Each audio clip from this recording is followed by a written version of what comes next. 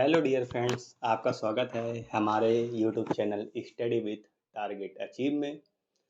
आज हम आपके लिए डीएलएड फोर्थ सेमेस्टर की विज्ञान की क्लास को लेकर के आए हैं। इसकी पहले की क्लास में हम लोगों ने जैव विकास के सिद्धांत में पहला सिद्धांत लैमार्कवाद का सिद्धांत को बहुत अच्छे से डिस्कस कर लिया था और आज की क्लास में हम लोग दूसरा सिद्धांत जैव विकास का पढ़ेंगे, जिसमें हम लोगों को डार्विन का सिद्धांत पढ़ना है। हम लोगों ने लैमार्कवाद का सिद्धांत पढ़ा था, उसमें लैमार्कवाद की आलोचना हुई थी। उसके बाद जैव विकास में दूसरा सिद्धांत डार्विन ने दिया था। तो डार्विनवाद देखिए, हमारा दूसरा सिद्धांत है डार्विनवाद। डार्विनवाद क्या है, डार्विनवाद ने क्या सिद्धांत दिया, ये भी क्वेश्चन बनता है। हमारा क्वेश्चन दो ही से बनता है, एक लैमार्कवाद और दूसरा डार्विनवाद से। उत्परिवर्तनवाद से कभी क्वेश्चन अभी तक तो डीएलएड में बना नहीं है, इसलिए उसको भी हम लोग डिस्कस करेंगे अभी। लेकिन जो मेन इम्पॉर्टेंट है वो हमारे लिए लैमार्कवाद सबसे ज़्यादा इम्पॉर्टेंट है, क्योंकि क्वेश्चन सबसे ज़्यादा लैमार्कवाद से ही बनते हैं, जो हम लोगों ने डिस्कस कर लिया था। और जिसने पिछले की वीडियो ना देखी हो तो लिंक डिस्क्रिप्शन में है, वहाँ से जा करके आप पहली वीडियो को देख सकते हैं। चलिए अब हम लोग स्टार्ट करते हैं डार्विनवाद को। तो डार्विनवाद का सिद्धांत चार्ल्स रॉबर्ट डार्विन ने दिया था, जो कि ब्रिटेन के रहने वाले थे और एक प्रसिद्ध प्रकृतिवादी वैज्ञानिक थे।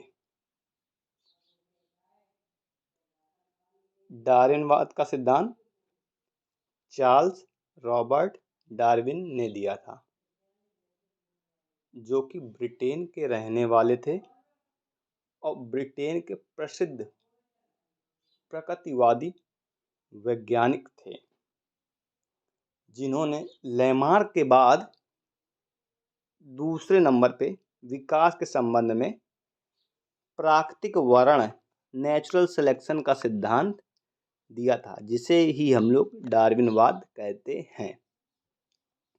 तो डार्विनवाद कहाँ के रहने वाले थे? ब्रिटेन के रहने वाले थे। इनका पूरा नाम चार्ल्स रॉबर्ट डार्विन था। ये एक प्रसिद्ध प्रकृतिवादी वैज्ञानिक थे। जब प्रकृतिवादी वैज्ञानिक थे तो प्राकृतिक वर्ण का सिद्धांत भी इसीलिए इन्होंने दिया था। तो हम लोग इसको अच्छे से याद कर लेंगे। प्रकृतिवादी वैज्ञानिक से प्राकृतिक वर्ण का सिद्धांत दिया था, जिससे हम लोग इंग्लिश में नेचुरल सिलेक्शन कहते हैं। और दूसरे नंबर के थे लैमार्क ने पहले पे दिया जैव विकास का सिद्धांत, फिर डार्विनवाद ने दिया।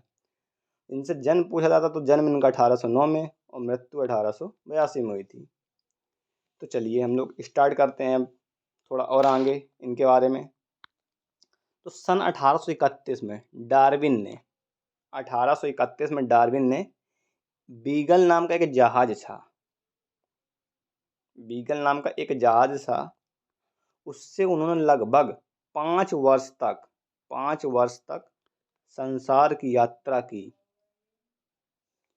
1831 में से उन्होंने अपनी यात्रा स्टार्ट की। किस जहाज पे? तो बीगल नामक जहाज से लगभग उन्होंने 5 वर्ष तक पूरे संसार की यात्रा की। और यात्रा के दौरान उन्होंने क्या देखा? यात्रा के दौरान उन्होंने विभिन्न देशों एवं द्वीपों के जीव जंतुओं का अध्ययन किया। 5 वर्ष तक उन्होंने बीगल नामक जहाज से घूमे, मतलब पूरे संसार को, और वहाँ पर देशों के और द्वीपों के जो जीव जंतु हैं उनको अध्ययन किया। लगभग 20 वर्षों के अध्ययन के पश्चात लगभग टोटल 20 वर्ष तक उनके जीव जंतुओं के बारे में अध्ययन किया और 1859 में विकास के संबंध में अपने सिद्धांतों को उन्होंने प्राकृतिक वर्ण द्वारा जातियों की उत्पत्ति बताई। इसीलिए उन्हें बोलते हैं कि डार्विन ने प्राकृतिक वर्ण का सिद्धांत दिया था। 1831 से इन्होंने अपनी यात्रा स्टार्ट की बीगल नामक जहाज से और 5 वर्ष तक उससे घूमे और विभिन्न देशों के द्वीपों के जीव जंतुओं का अध्ययन किया। लगभग 20 साल तक यह अध्ययन करते रहे उसके बाद भी। और 1859 में इन्होंने विकास के संबंध में अपने सिद्धांतों को प्राकृतिक वर्ण द्वारा जातियों की उत्पत्ति, एक इनकी पुस्तक है origin of spices by natural selection, ये इनकी पुस्तक है, उसमें इन्होंने प्रकाशित किया। और सिद्धांत क्या था हमारा? प्राकृतिक वर्ण का सिद्धांत। इसीलिए बोलते हैं डार्विन के इस सिद्धांत को क्या बोला जाता है? प्राकृतिक वर्णवाद, थ्योरी ऑफ नेचुरल सिलेक्शन, या हम लोग डार्विनवाद भी इसे बोल देते हैं, प्राकृतिक वर्ण का सिद्धांत या डार्विनवाद। तो ये था हमारा डार्विनवाद का सिद्धांत। अब डार्विनवाद ने अपने सिद्धांत में क्या क्या बताया वो भी देख लेते हैं हम लोग। तो देखो, डार्विनवाद ने बताया कि जीवों में क्या संतानोत्पत्ति की प्रचुर क्षमता होती है। डार्विनवाद ने यह बताया कि कोई भी जीवधारी हो वो प्रजनन द्वारा संतानोत्पत्ति की अपार क्षमता रखता है। मतलब कोई भी जीव है, जैसे प्रत्येक जीवधारी में प्रजनन द्वारा संतानोत्पत्ति की अपार क्षमता होती है। और उन्होंने ये भी बताया कि निम्न श्रेणी के जो जंतु होते हैं उनमें प्रजनन क्षमता सबसे अधिक होती है। उन एग्जाम्पल के माध्यम से बताया भी, एक समुद्री सीप होता है, सभी लोगों ने सीप देखा होगा, वो एक साल में मतलब प्रतिवर्ष में 6 करोड़ अंडे देती है। 6 करोड़ अंडे एक साल में।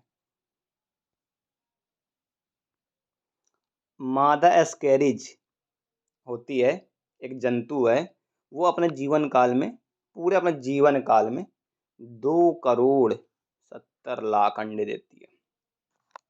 समझिएगा। तो इससे क्या हमको मालूम होता है कि प्रत्येक जीव में प्रजनन मतलब संतानोत्पत्ति की क्षमता होती है प्रजनन द्वारा। ठीक है, तो जीवों में संतानोत्पत्ति की प्रचुर क्षमता होती है। दूसरा नंबर है हमारा जीवन संघर्ष। जीवन संघर्ष का मतलब क्या है कि जंतुओं के पैदा होते ही हमको जल चाहे लेना हो, चाहे प्रकाश लेना हो, चाहे भोजन एवं सुरक्षित स्थान की आवश्यकता होती है प्रत्येक जीव को। हम लोग भी जीव हैं तो हम लोग को पानी की, धूप की, भोजन की और एक सुरक्षित स्थान की आवश्यकता होती है। अब जब अधिक मात्रा में जनसंख्या हो जाएगी तो हमको इन सब चीज़ों के पाने के लिए संघर्ष तो करना पड़ेगा। जैसे आज का ज़माना आप देख लीजिए, नंबर ऑफ कैंडिडेट एग्ज़ाम में ज़्यादा अपीयर्ड होते हैं तो कट ऑफ इतनी हाई जाती है, तो उसके लिए हमको क्या संघर्ष तो करना ही पड़ता है ना। तो जब भी अधिक संख्या में जंतु पैदा हो जाएंगे तो इन आवश्यकताओं को पूर्ति के लिए संघर्ष करना पड़ेगा। और संघर्ष क्या होता है? एक संघर्ष होता है सजातीय संघर्ष, अंतरजातीय और वातावरणीय संघर्ष। सजातीय संघर्ष का मतलब होता है अपनी जातियों में ही संघर्ष करना। जैसे हम लोग मनुष्य हैं तो मनुष्यों में ही केवल संघर्ष करना है। अंतरजातीय मतलब सभी जातियों में संघर्ष करना, हमको जानवरों से भी संघर्ष करना है, उनसे भी बचना है। और वातावरणीय संघर्ष, हमको वातावरण के संघर्ष को भी देखना है। धूप, हवा, पानी, ये सब हमारे वातावरण संघर्ष हैं, इनसे भी निपटना है। तो इनकी दूसरी विशेषता थी कि जीवन संघर्ष होना चाहिए। तीसरा योग्यतम की उत्तरजीविता। कहने मतलब जिसके अंदर योग्यता होगी वही आगे सफल होगा। बोला जाता है हम लोगों में, जिसके अंदर टैलेंट है तो उसको कोई भी कितना रोक ले लेकिन उसे हरा नहीं सकता है, वो एक दिन जरूर सफल होगा। तो वही बताया गया है कि जीवन संघर्ष में वे ही जीव सफल होते हैं जो अपने आप को वातावरण में निरंतर होने रहने वाले परिवर्तनों के अनुसार बदलते रहते हैं। तो जीवन संघर्ष में वही जीव सफल हो सकते हैं जो अपने आप को वातावरण में निरंतर होने वाले परिवर्तनों के अनुसार बदलते हैं। जैसे पहले ऑफलाइन एग्जाम होते थे तो बच्चे ऑफलाइन देते थे, अब ऑनलाइन होने लगे, तो जिन बच्चों को ऑनलाइन की प्रैक्टिस नहीं है तो वो तो सफल होंगे ही नहीं, इसलिए उनको भी अपने आप में परिवर्तन करना चाहिए। तो जो जीव ऐसा नहीं कर पाते हैं वे शीघ्र समाप्त हो जाते हैं। वही है बात, ये है कि अगर आप टाइपिंग ऑनलाइन आपको चलाना नहीं आता है तो आप उसमें फिनिश हो जाएंगे धीरे धीरे आप उस क्षेत्र में, इसलिए आपको उसके अकॉर्डिंग परिवर्तन करना पड़ेगा। चौथा नंबर विभिन्नताएं। देखो सभी जीव, कोई भी जीव हो, कुछ ना कुछ विभिन्नताएं उनमें पाई जाती हैं। देखो सभी जीवों में कुछ ना कुछ भिन्नताएं अवश्य होती हैं। एक ही माता पिता की संतानें भी एक समान नहीं होती हैं। इसी प्रकार प्रकृति में अन्य जातियों के जीवों में भी भिन्नताएं मिलती हैं। जिस प्रकार से एक ही माता पिता के अगर जुड़वे बच्चे भी होते हैं तो उनमें भी एक कुछ ना कुछ विभिन्नताएं पाई जाती हैं, कुछ ना कुछ, तभी तो हम लोग उनको पहचान जाते हैं ना, कुछ ना कुछ विभिन्नताएं पहचान जाती हैं। कोई दिमागी तरीके से सही है, कोई थोड़ा वीक है, तो सारी विभिन्नताएं पाई जाती हैं। उसी प्रकार इस संसार में अन्य जातियों के जीवों में भी विभिन्नताएं पाई जाती हैं। पांचवी क्या है? पांचवी है वातावरण के अनुकूलन। तो जो प्राणी अपने आप को प्रकृति के अनुकूल बना लेते हैं और जीवन संघर्ष में केवल वे ही जीवित रह जाते हैं, और जो ऐसा नहीं कर पाते हैं वे समाप्त हो जाते हैं।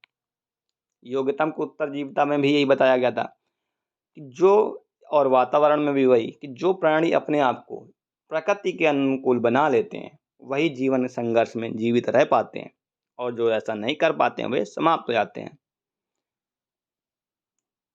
जैसे आप ले सकते हैं जिराफ का उदाहरण ही इसमें भी ले सकते हैं। क्या?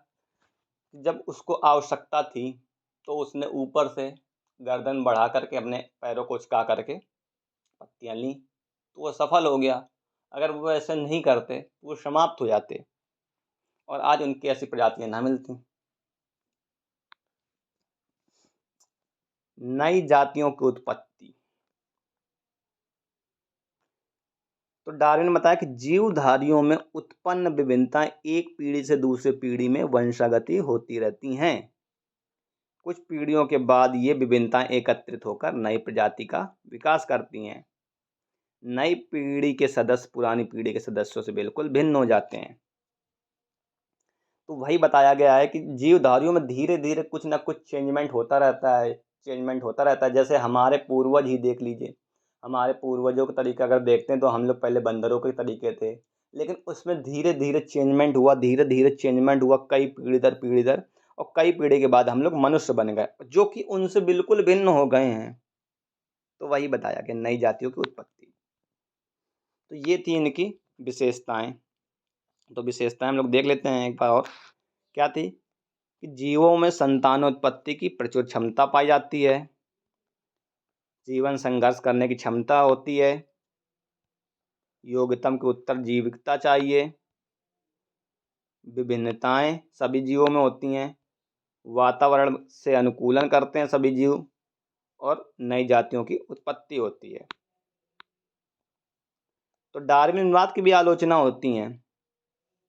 क्या आलोचना हुई?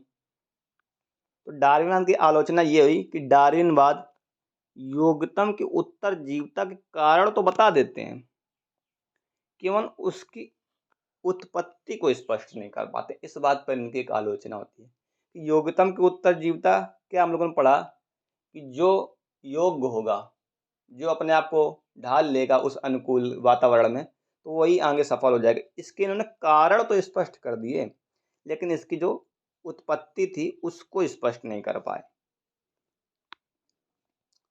दूसरा, कि डार्विन यह बात बताने में भी असमर्थ रहे कि संकर जाति में सम्मिश्रण होने पर भी पितृ पीढ़ी के गुणों का प्रभाव कम क्यों नहीं हो पाता है। जो संकर पेड़ पौधे होते हैं या संकर जातियां होती हैं, उनके सम्मिश्रण कर देने पर भी जो पितृ मतलब पिता की पीढ़ी के गुणों का प्रभाव कम क्यों नहीं हो पाता है, ये बात ये बताने में असमर्थ रहे थे। और डार्विन ने प्राकृतिक वर्णवाद में यह कहा कि छोटी छोटी विभिन्नताएं होती हैं, एक पीढ़ी से दूसरी पीढ़ी में स्थापित होकर प्रबल हो जाती हैं। एक पीढ़ी से दूसरे पीढ़ी में स्थापित होते ही वो प्रबल हो जाती हैं, जो चेंजमेंट वो लोग करते हैं। परंतु यह स्पष्ट नहीं किया कि इस क्रिया में आवश्यकता से अधिक विशिष्टताएं भी आ सकती हैं, कि चेंज तो हो सकता है, कि आवश्यकताएं से अधिक भी चेंजमेंट हो सकता है, जिनके कारण जीवों को लाभ के बदले हानि भी हो सकती है। ये इन्होंने नहीं बताया था। ये तो बता दें कि एक पीढ़ी से दूसरी पीढ़ी में स्थापित होने पर विभिन्नताएं होती हैं और विभिन्नताएं होकर प्रबल हो जाती हैं, ये तो उन्होंने बता दिया था। परंतु इस बात को स्पष्ट नहीं कर पाए कि इस क्रिया में आवश्यकता से अधिक विशिष्टताएं भी आ सकती हैं, जिसके कारण जो जीव होते हैं उनको लाभ के बदले हानि भी हो सकती है। जैसे हम लोगों ने देखा कि हिरणों के लंबे लंबे सींग, बारहसिंगा के आपने सींग देखे, बड़े बड़े होते हैं, और वो जब जंगल में दौड़ते हैं तो उनकी सींगें घास में फंस जाती हैं, तो उनको नुकसान भी होता है, उससे छुड़ा नहीं पाते हैं और दूसरे जानवर के शिकार बन जाते हैं वो। इस बात पर भी इनकी आलोचना हुई। ये था हमारा डार्विनवाद। डार्विनवाद का सिद्धांत दिया था जो डार्विन ने दिया। इसके बाद उत्परिवर्तनवाद का सिद्धांत आता है, जो हमारे एग्जाम में बहुत रेयर केस है कि आ जाए, वैसे अभी तक तो आया नहीं है, जिसे हम लोग नव डार्विनवाद के नाम से ही जानते हैं। तो ये आता नहीं है एग्जाम में, लेकिन हम लोग थोड़ा सा देख लेते हैं कि बाई चांस अगर आ गया तो देखना तो पड़ेगा ही ना। तो चलिए हम लोग देख लेते हैं। जैव विकास का तीसरा सिद्धांत था उत्परिवर्तनवाद, जिसे हम लोग नव डार्विनवाद के नाम से भी जानते हैं।